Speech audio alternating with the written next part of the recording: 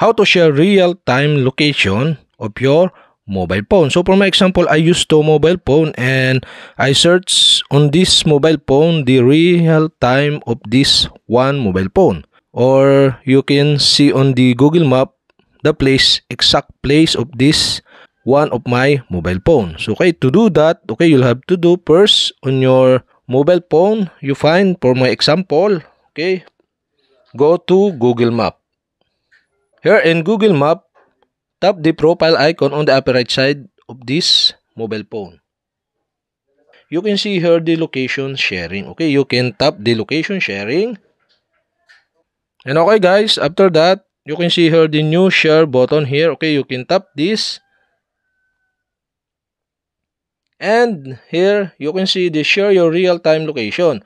So you can set the share your real-time location into 1 hour or until you turn this off. So I set until you turn this off.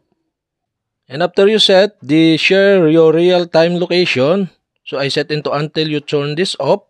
So you can share via messenger, email, or text. So I use email. So for my example, I use one of my email.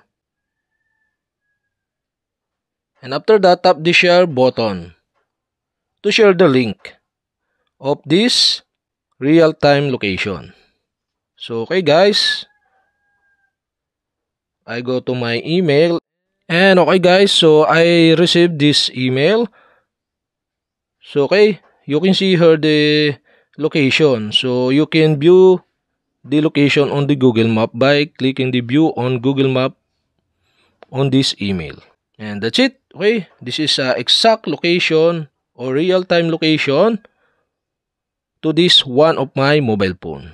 So okay guys, that's it. So if you have a question, kindly comment below. And don't forget to hit the subscribe button and the bell to notify you if I have new video. Okay, thanks for watching.